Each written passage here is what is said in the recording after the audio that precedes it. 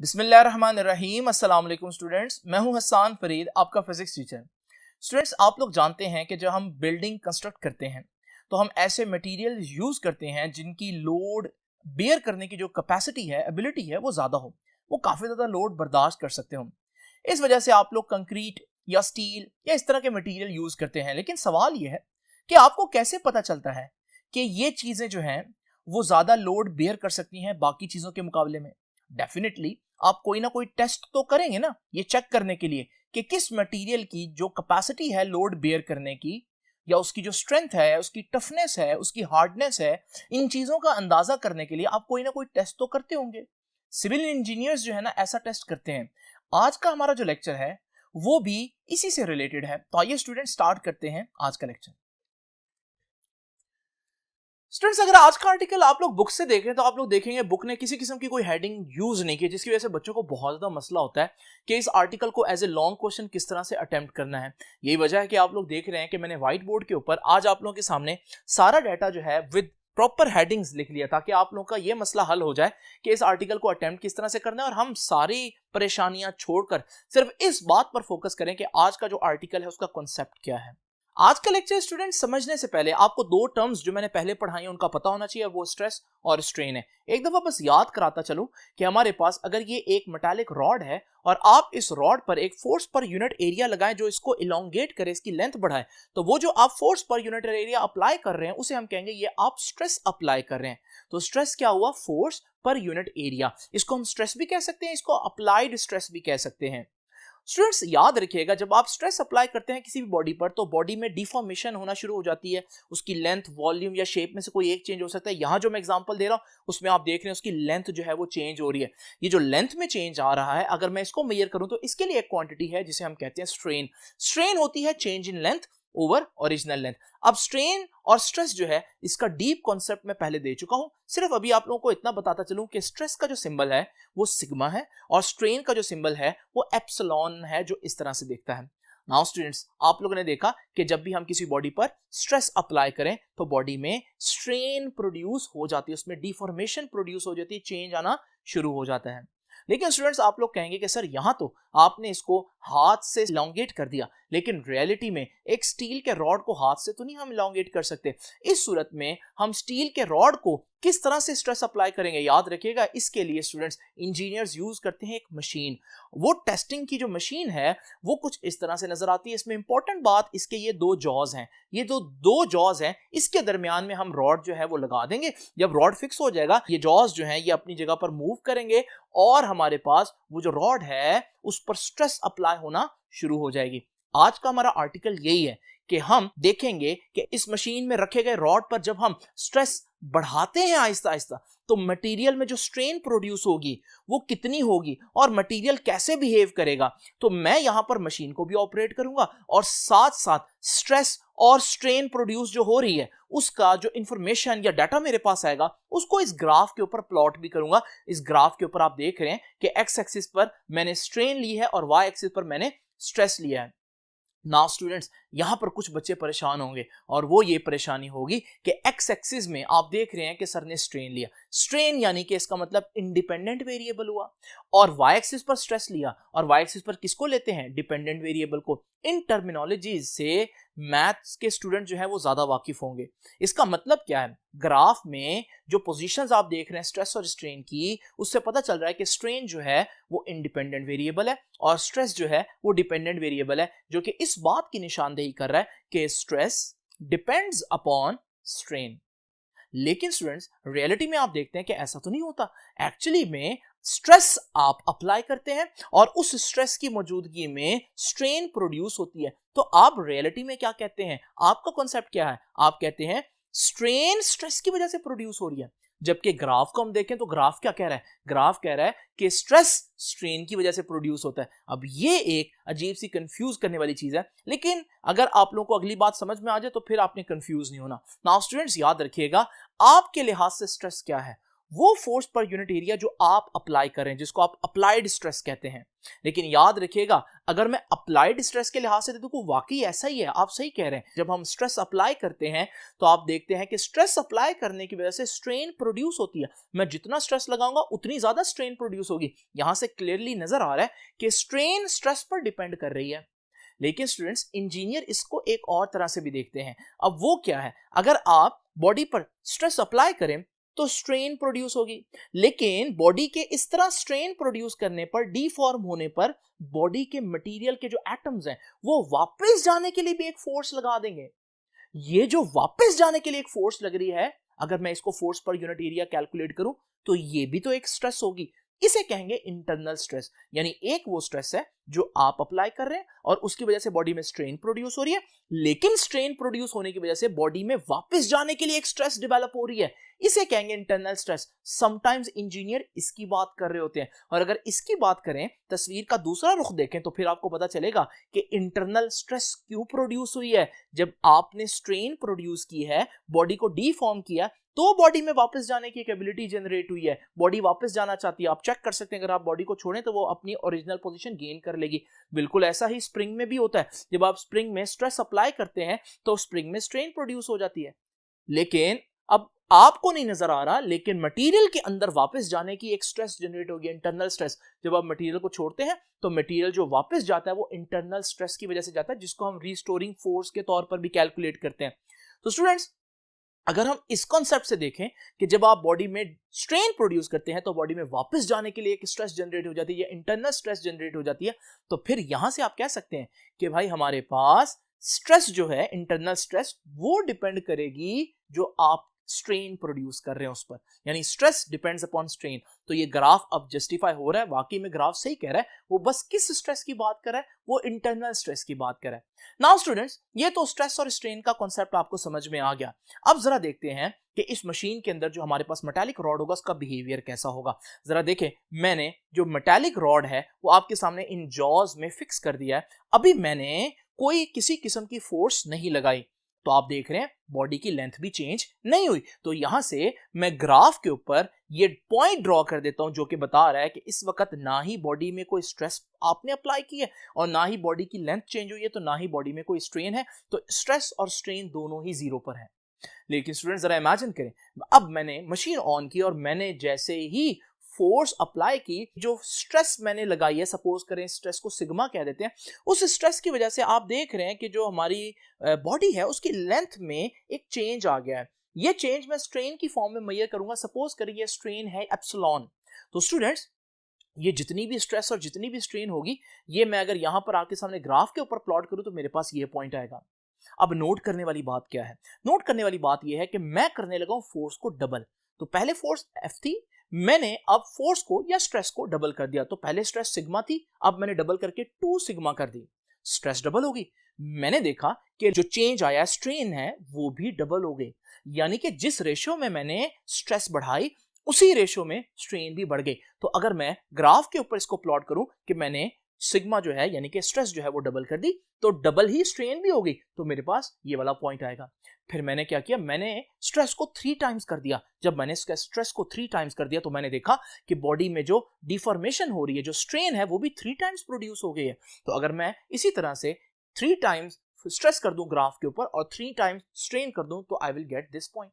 आप देख रहे हैं कि अगर मैं इन पॉइंट्स को मिलाऊं तो मेरे पास एक स्ट्रेट लाइन आएगी। ये स्ट्रेट लाइन ये बता रही है कि आपकी बॉडी पर जिस रेशियो में हम स्ट्रेस बढ़ा रहे हैं उसी रेशियो में उसकी स्ट्रेन भी बढ़ रही है। सिर्फ ये इंपॉर्टेंट नहीं है कि स्ट्रेस बढ़ने से स्ट्रेन बढ़ रही है, बल्कि जिस रेशियो में स्ट्रेस बढ़ रही है उसी रेशियो में स्ट्रेन बढ़ रही है। यानी कि if I am doubling the force तो स्ट्रेन भी डबल हो जाएगी। अगर मैं फोर्स 3 टाइम्स या स्ट्रेस 3 टाइम्स कर दूंगा तो स्ट्रेन भी 3 टाइम्स हो जाएगी। अब स्टूडेंट्स, करते करते मैं इसी तरह से एक पॉइंट आया जब मैंने जो फोर्स है वो 4 टाइम्स कर दी या स्ट्रेस 4 टाइम्स कर दी। अब जैसे ही मैंने स्ट्रेस 4 टाइम्स की तो मैंने देखा कि अब जो चेंज आया वो 4 टाइम्स नहीं था, बल्कि वो तो 5 टाइम्स हो चुका है। इसका मतलब यहां आकर ये रेशो डिस्टर्ब हुई। मैं सोच रहा था जिस तरह से शुरू में फोर्स सिग्मा थी और स्ट्रेन एप्सिलॉन थी, तो जैसे ही मैंने स्ट्रेस डबल की 2 सिग्मा कर दी तो स्ट्रेन 2e होगी, डबल होगी। और जब मैंने स्ट्रेस 3 टाइम्स की तो स्ट्रेन 3 टाइम्स होगी। तो मैंने सोचा जब मैं स्ट्रेस 4 टाइम्स करूंगा तो स्ट्रेन भी 4 टाइम्स होगी, लेकिन जब मैंने स्ट्रेस 4 टाइम्स की तो स्ट्रेन 5 टाइम्स तक चली गई। इसका मतलब ये हुआ कि मैं अभी फोर्स को 3F तक ही रखता हूं। 3F तक खास बात यह है कि ये वो फोर्स है या ये वो स्ट्रेस है जिसमें हम देख रहे हैं कि जिस रेशियो पर स्ट्रेस बढ़ रही है उसी रेशियो पर स्ट्रेन बढ़ रही है। और ग्राफ के ऊपर ये चीज हमें एक स्ट्रेट लाइन की फॉर्म में नजर आ रही है। और मैंने देखा ये कब तक होगा, जब तक मैं ये वाली स्ट्रेस अप्लाई करूंगा, क्योंकि मैंने जब इससे ज्यादा स्ट्रेस की थी तो फिर स्ट्रेट लाइन प्रोपोर्शनैलिटी थी वो खराब होना शुरू हो गई थी। तो इसलिए मैं कहूंगा इस पॉइंट के ऊपर ये जो स्ट्रेस लग रही है ये वो मैक्सिमम स्ट्रेस है जो आप अप्लाई कर सकते हैं अगर आप चाहते हैं कि जिस रेशो में स्ट्रेस बढ़े उसी रेशो में स्ट्रेन बढ़े। इससे ज्यादा स्ट्रेस नहीं अप्लाई करनी, क्योंकि अगर आपने इससे ज्यादा स्ट्रेस अप्लाई कर दी तो फिर ये रेशो डिस्टर्ब होना शुरू हो जाती है। ये जो पॉइंट ए हमारे पास आया है, इस पॉइंट ए की जो स्ट्रेस है इसे कहते हैं स्टूडेंट्स प्रोपोर्शनैलिटी लिमिट। ये जो स्ट्रेस है इसे कहते हैं प्रोपोर्शनैलिटी लिमिट। यानी प्रोपोर्शनैलिटी लिमिट क्या है? वो मैक्सिमम स्ट्रेस जो आपका मटेरियल बर्दाश्त कर सकता है, इंड्योर कर सकता है। इंड्योर का मतलब बर्दाश्त करना, बेयर का मतलब भी बर्दाश्त करना होता है। तो ये वो स्ट्रेस है जो आपका मटेरियल बर्दाश्त कर सकता है without losing straight line proportionality. या हम यूं भी कह सकते हैं ये वो स्ट्रेस है जिससे अगर आप कम कम स्ट्रेस लगाएं तो जिस रेशो में स्ट्रेस बढ़ाएंगे उसी रेशो में आप देखेंगे स्ट्रेन भी बढ़ेगी। तो students, what is proportionality limit?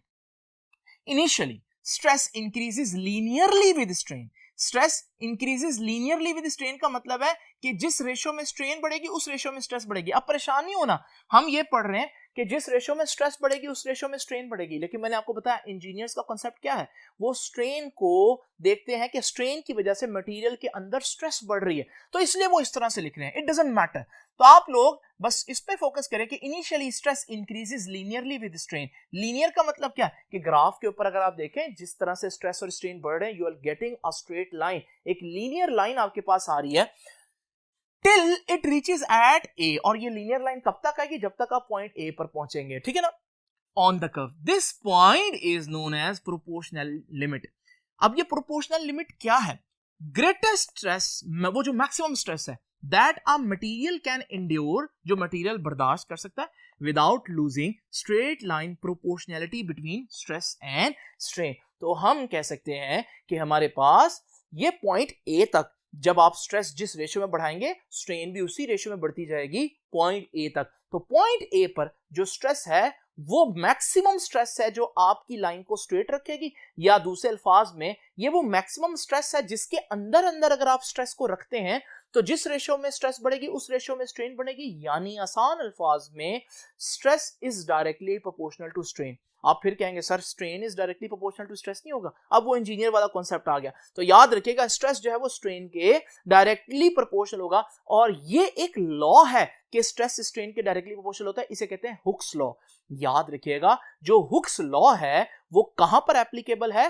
वो पॉइंट ओ से लेकर पॉइंट ए तक इस रीजन में हुक्स लॉ अप्लाई हो रहा है। और कैसे पता चल रहा है हुक्स लॉ अप्लाई हो रहा है? क्योंकि लाइन बिल्कुल स्ट्रेट है, और लाइन तभी स्ट्रेट होगी जब स्ट्रेस और स्ट्रेन डायरेक्टली प्रोपोर्शनल होंगे। तो देखिए what is Hooke's law?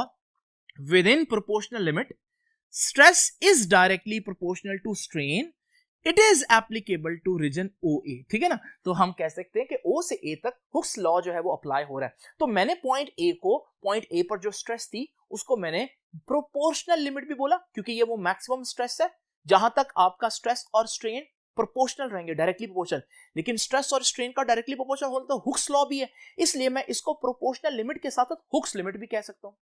Now students याद रखिएगा, अभी तक मैंने मटेरियल को जितना डिफॉर्म किया है मशीन के अंदर वो हुक्स लिमिट के अंदर अंदर किया है, यानी कि ये वो लिमिट है जिसमें स्ट्रेस और स्ट्रेन डायरेक्टली प्रोपोर्शनल रहेंगे।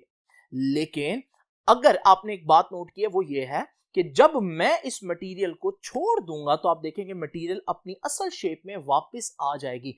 यानी मटेरियल में अपनी असल शेप को गेन करने की एबिलिटी अभी खत्म नहीं हुई। यानी मैं कहूंगा हमारा मटेरियल इस वक्त इलास्टिक है। मैंने आपको बताया था ना इलास्टिक क्या होता है लास्ट लेक्चर में, कि इलास्टिसिटी एक प्रॉपर्टी होती है जिसमें जब आप किसी मटेरियल को डीफॉर्म करते हैं तो वो अपनी ओरिजिनल शेप में वापस जाने की सलाहियत रखती है। इसे हम कहते हैं ये इलास्टिक है, या इस प्रॉपर्टी को कहेंगे इलास्टिसिटी है। स्प्रिंग में ऐसा ही होता है, स्प्रिंग को आप खींचते हैं, जब आप छोड़ते हैं वो वापस अपनी जगह पर आ जाता है। इसका मतलब स्प्रिंग में इलास्टिसिटी है।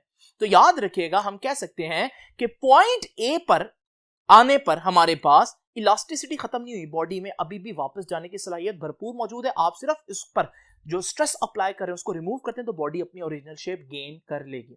अब आप सोच रहे होंगे कि जब हम पॉइंट ए से क्रॉस करेंगे, उससे भी ज्यादा स्ट्रेस अप्लाई करेंगे तो क्या होगा।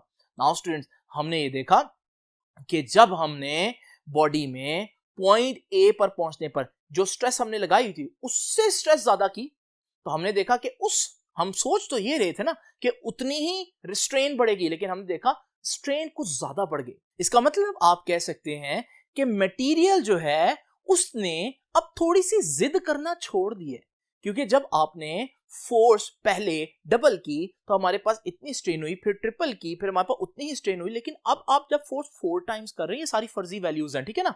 जब आप 4 टाइम्स कर रहे हैं तो आपने देखा अचानक से काफी ज्यादा स्ट्रेन आ गई। यानी कि इसका मतलब है कि मटेरियल जो है पहले स्ट्रेन से बाज रह रहा था, यानी मटेरियल जो है अपनी लेंथ बढ़ाने में थोड़ा हेजिटेट कर रहा था, अब थोड़ी सी उसको आदत हो गई यूं समझे, और अब वो अपनी मटेरियल जो लेंथ है वो चेंज करने पर थोड़ा रजामंद हो गया। तो देखें उतनी ही स्ट्रेस आपने बढ़ाई लेकिन स्ट्रेन ज्यादा बढ़ गई। अगर मैं ये चीज के स्ट्रेस उतनी ही बढ़ाई लेकिन स्ट्रेन ज्यादा बढ़ गई आपके सामने ग्राफ के ऊपर प्लॉट करूं तो कैसा होगा। अभी तक आप लोगों ने देखा ग्राफ में मैंने क्या किया कि मैंने फोर्स डबल की तो स्ट्रेन डबल होगी, फिर मैंने दोबारा से फोर्स, बार बार कह रहा हूं स्ट्रेस कहना चाहिए लेकिन आप लोग समझ जाएं कि मैं स्ट्रेस की बात कर रहा हूं, ठीक है ना। तो मैंने स्ट्रेस डबल की, स्ट्रेन डबल होगी, फिर मैंने स्ट्रेस दोबारा 3 टाइम्स कर दी, स्ट्रेन 3 टाइम्स होगी। अगर चीजें ऐसे चलती रहती तो फिर जब मैं स्ट्रेस 4 टाइम्स करता तो स्ट्रेन भी 4 टाइम्स हो जाती है। इस सूरत में हमारे पास फिर से एक स्ट्रेट लाइन आती है, लेकिन ऐसा नहीं है। मैंने क्या बोला कि बॉडी ने अब जिद करना छोड़ दिया, और मैंने जब स्ट्रेस 4 टाइम्स की तो बॉडी में जो स्ट्रेन है वो 5 टाइम्स आ गई, यानी स्ट्रेन ज्यादा प्रोड्यूस होगी। इस सूरत में ये पॉइंट आएगा आपके पास। और फिर इसी तरह से आप जब इसको ड्रॉ करेंगे तो आपके पास अब ये स्ट्रेट लाइन एक कर्व में ड्रॉ होना शुरू हो जाएगी। तो स्टूडेंट्स, अब यहां पर आप लोग देख रहे हैं कि हमारे पास बॉडी की जो स्ट्रेट लाइन प्रोपोर्शनैलिटी, जो पहले स्ट्रेट लाइन आ रही थी, जो कि क्या बात की निशानदेही कर रही थी कि जिस रेशो में स्ट्रेस बढ़ रही है उसी रेशो में स्ट्रेन बढ़ रही है। आसान अल्फाज में stress is directly proportional to strain. आसान अल्फाज में हुक्स लॉ ओबे कर रहा है बॉडी। इसका मतलब ए तक तो ऐसा था, लेकिन ए से आपने देखा आगे अब जो स्ट्रेट लाइन थी वो कर्व में चेंज होना शुरू हो गई, और इस पॉइंट तक आप देखें कि जो लाइन है वो कर्व नजर आ रही है। ये कर्व बता रही है कि अब बॉडी में स्ट्रेट लाइन प्रोपोर्शनैलिटी नहीं है। अभी भी स्ट्रेस बढ़ने से स्ट्रेन बढ़ रही है, लेकिन उस रेशो में नहीं बढ़ रही, बल्कि थोड़ी सी स्ट्रेस पर बहुत ज्यादा स्ट्रेन प्रोड्यूस हो जाती है। और उसकी वजह क्या है? उसकी वजह मैंने बताया कि अब मटेरियल को थोड़ी सी डिफॉर्मेशन की आदत हो गई है, तो अब वो डिफॉर्मेशन के अगेंस्ट इतनी जिद नहीं कर रही, तो मैंने थोड़ी सी स्ट्रेस बढ़ाई तो ज्यादा स्ट्रेन प्रोड्यूस होगी। तो स्टूडेंट्स, ये जो हमारे पास आप देख रहे हैं रीजन, ये वो रीजन है जहां पर प्रोपोर्शनैलिटी जो है वो खत्म हो गई है, स्ट्रेट लाइन खत्म हो गया, हुक्स खत्म हो गया, हुक्स लॉ अब नहीं लग सकता, यानी हुक्स लिमिट क्रॉस कर गए आप, प्रोपोर्शनैलिटी लिमिट क्रॉस कर गए। इसलिए हमने पिछले पॉइंट को क्या नाम दिया था? हुक्स लिमिट या प्रोपोर्शनैलिटी लिमिट, क्योंकि हमने बताया कि भाई यहां तक स्ट्रेस लगाओगे तो प्रोपोर्शनैलिटी रहेगी, लेकिन अगर आपने स्ट्रेस इससे ज्यादा अप्लाई कर दिया तो फिर स्ट्रेस और स्ट्रेन प्रोपोर्शनल नहीं रहेंगी, स्ट्रेस डबल होने पर स्ट्रेन डबल नहीं होगी। तो ये प्रोपोर्शनैलिटी टूटी, इस वजह से हमने इसको ये बोला। अच्छा स्टूडेंट्स, इससे पहले कि मैं इसको पढ़ूं एक और बात भी मैं आपको बताता चलूं, और वो क्या है? वो ये है कि आपने पॉइंट ए को क्रॉस कर लिया। अब पॉइंट ए को क्रॉस करने के बाद आपने क्या देखा मशीन पे? शुरू से देखते हैं कि आपने शुरू में जिस रेशियो पर स्ट्रेस बढ़ाई उसी रेशियो पर स्ट्रेन बढ़ती रही, अंटिल एक पॉइंट आया जहां पर आपने देखा कि उसके बाद जब आपने उस रेशियो पर फोर्स बढ़ाई या स्ट्रेस बढ़ाई तो स्ट्रेन उस रेशियो पर नहीं बढ़ी, और फिर मटेरियल अभी भी डिफॉर्म हो रहा है। लेकिन अब आप पॉइंट बी पर पहुंच गए हैं, लेकिन याद रखिएगा अभी भी अगर मैं लोड को रिमूव कर दूं तो बॉडी अपनी ओरिजिनल शेप में वापस आएगी। यानी आपने देखा पॉइंट ए को क्रॉस करने के बाद प्रोपोर्शनैलिटी टूट गई, खत्म हो गई। अब स्ट्रेस और स्ट्रेन डायरेक्टली प्रोपोर्शनल नहीं रहे, हुक्स लॉ नहीं लगेगा, हुक्स लिमिट भी क्रॉस कर गया। लेकिन इलास्टिसिटी यानी वापस अपनी असल शेप को बरकरार रखने की या वापस गेन करने की जो एबिलिटी है वो अभी भी मौजूद है। इसका मतलब भले आप इस पॉइंट को क्रॉस कर गए, प्रोपोर्शनैलिटी लिमिट आप क्रॉस कर गए, हुक्स लिमिट क्रॉस कर गए, लेकिन बॉडी अभी भी अपनी ओरिजिनल शेप को गेन कर रही है।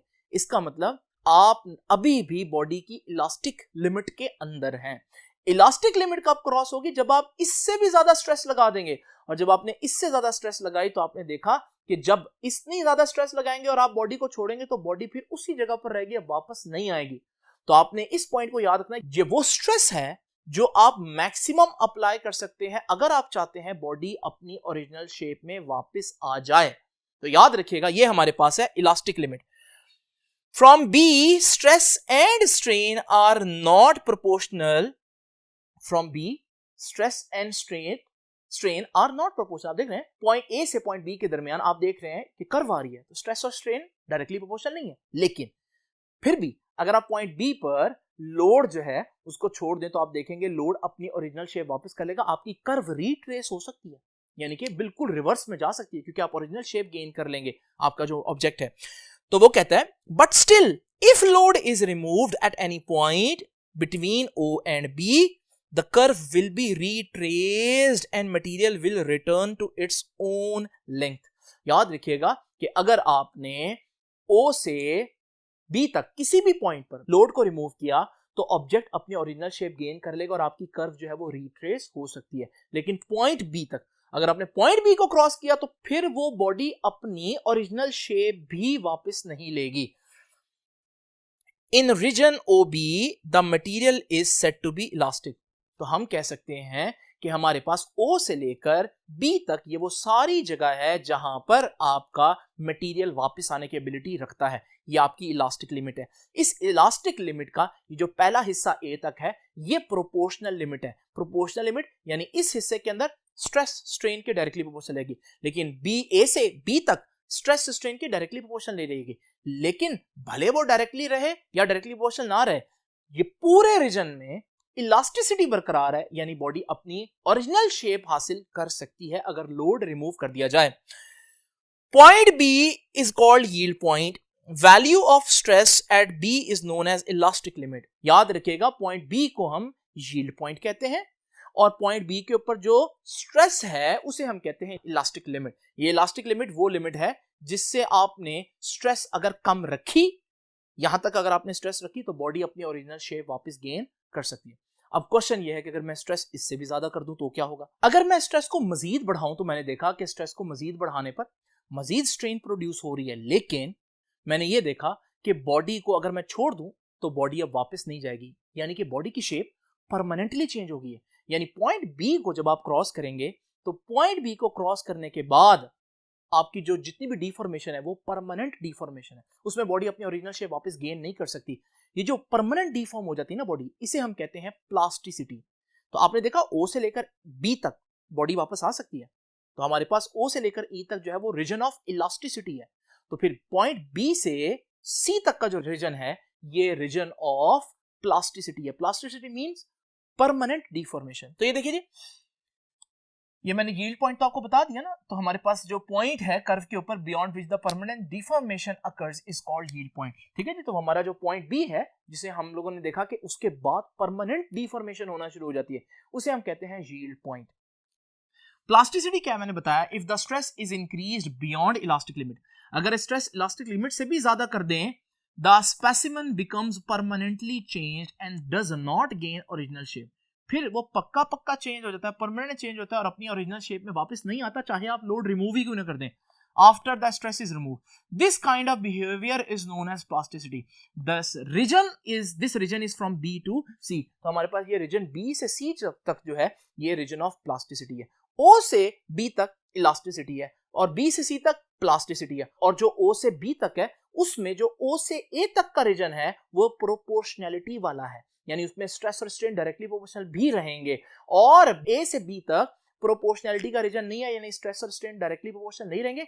लेकिन बहरहाल ओ से लेकर बी तक याद रखिएगा स्ट्रेस डायरेक्टली प्रोपोर्शनल हो स्ट्रेन के या ना हो, बॉडी में जब आप लोड रिमूव करेंगे तो आप देखेंगे बॉडी अपनी ओरिजिनल शेप गेन कर लेगी। तो अगर हम इससे भी ज्यादा स्ट्रेस लगाते हैं तो हम देखते हैं कि बॉडी जो है वो अब टूटने वाली पोजीशन में आ रही है। तो थोड़ा सा रिवर्स करते हैं, जहां से ये काम का आगाज हुआ वहां पर हम रोकते हैं और हम कहते हैं भाई ये वो मैक्सिमम स्ट्रेस है जो आपकी बॉडी पर लगनी चाहिए अगर आप चाहते हैं कि वो ना टूटे।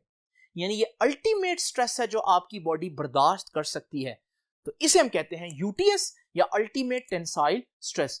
तो हमारे पास ये जो पॉइंट सी है बॉडी का, इस पर जो स्ट्रेस है ये मैक्सिमम स्ट्रेस गई है, इससे ज्यादा स्ट्रेस नहीं जाएगी। उसकी वजह क्या है मैं अभी आपको बताता हूं। तो पॉइंट सी को कहते हैं अल्टीमेट टेंसाइल स्ट्रेस।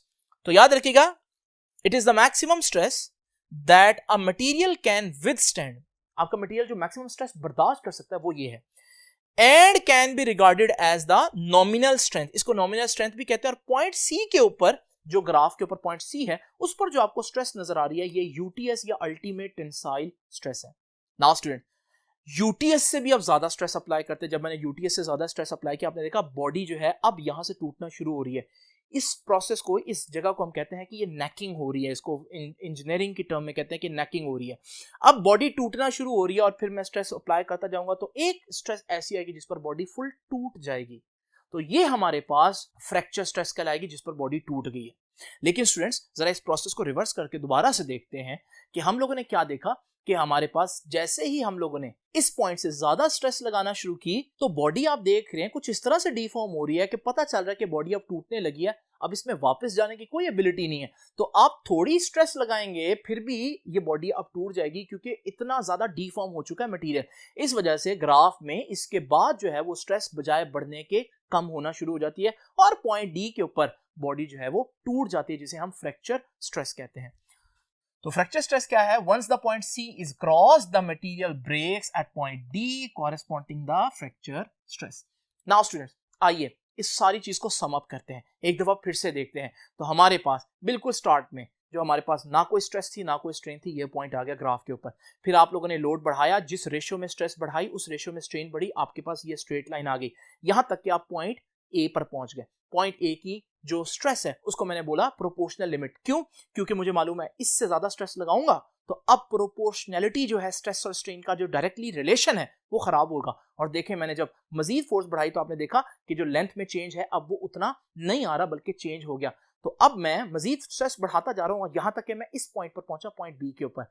जब मैं पॉइंट बी के ऊपर पहुंचा तो मैंने देखा कि अगर मैं इससे ज्यादा फोर्स लगाऊंगा तो अब बॉडी जो है वो फिर परमानेंट चेंज हो जाएगी। पॉइंट बी तक अगर मैं बॉडी को छोड़ दूं तो बॉडी अपनी ओरिजिनल शेप गेन कर लेगी। इसका मतलब पॉइंट ओ से लेकर पॉइंट बी तक बॉडी इलास्टिक लिमिट नहीं लूज की।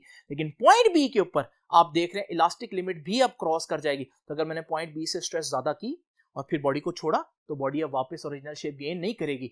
तो मैं इसी तरह से स्ट्रेस अप्लाई करते करते पॉइंट सी तक पहुंचा। याद रखिएगा, जो पॉइंट सी है और पॉइंट बी है इनके दरमियान बॉडी का जो बिहेवियर है वो प्लास्टिक है, यानी बॉडी पक्की पक्की अपनी शेप चेंज कर लेगी, परमानेंट डिफॉर्मेशन शो करेगी। और फिर मैंने देखा कि अगर मैं पॉइंट सी को, जिसे मैंने यूटीएस का नाम दिया था, मैक्सिमम स्ट्रेस जिसको मटेरियल बियर कर सकता है, अल्टीमेट टेंसाइल स्ट्रेस है, तो जब मैं इस स्ट्रेस से भी स्ट्रेस ज्यादा करना शुरू कर दी तो मैंने देखा अब मटेरियल में नेकिंग होना शुरू हो गया और मटेरियल आखिरकार पॉइंट डी पर आकर टूट जाएगी। तो आपने देखा ये सारा चीज जो है ना मैंने आपके सामने सिंक्रोनाइज कर दी।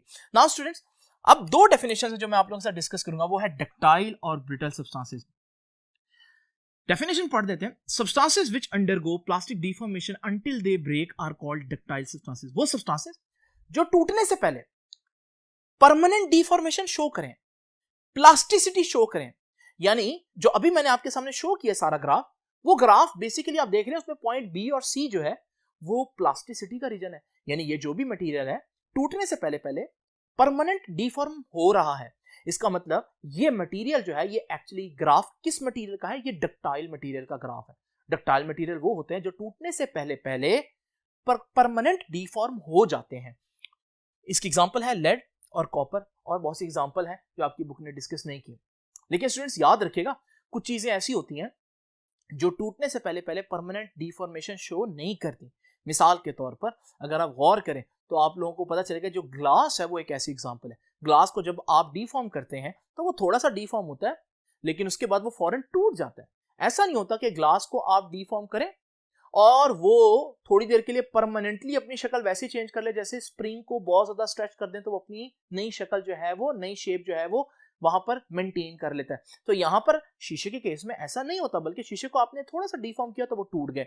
इसका मतलब ये जो सब्सटेंसेस है ये ब्रिटल सब्सटेंसेस हैं। ब्रिटल सब्सटेंसेस जो है वो हमारे पास ये जो BC का रीजन है यानी प्लास्टिसिटी का रीजन है उनमें नहीं होता। तो उनका ग्राफ कुछ इस तरह से दिखेगा और वो पॉइंट B के बाद ही टूटना शुरू हो जाएंगे। डक्टाइल मटेरियल जो है वो पॉइंट C के बाद टूटना शुरू होते हैं, क्योंकि इनमें पॉइंट C और B के दरमियान वाला रीजन होगा ही नहीं, तो ये पॉइंट B के बाद टूटना शुरू हो जाएंगे। ब्रिटल सब्सटेंसेस क्या होते हैं? Substances which break just after the elastic limit is reached are called brittle substances. Glass, जैसे कि मैंने बताया, हाई कार्बन स्टील। अब आप लोग दोनों को देख चुके हैं, दोनों की एग्जांपल। अब यहां पर याद रखिएगा डक्टाइल और ब्रिटल का फर्क जो है वो आप उनके जो टूटे हुए टुकड़े हैं उनसे भी अंदाजा कर सकते हैं। याद रखिएगा जो हमारे पास डक्टाइल सब्सटेंसेस हैं क्योंकि वो टूटने से पहले परमानेंट डिफॉर्म होते हैं, तो जब टूटेंगे तो आप देखेंगे कि उनका जो इस तरह से कोन टाइप जो है वो स्ट्रक्चर बनेगा उस पॉइंट पर जहां पर वो टूटेंगे।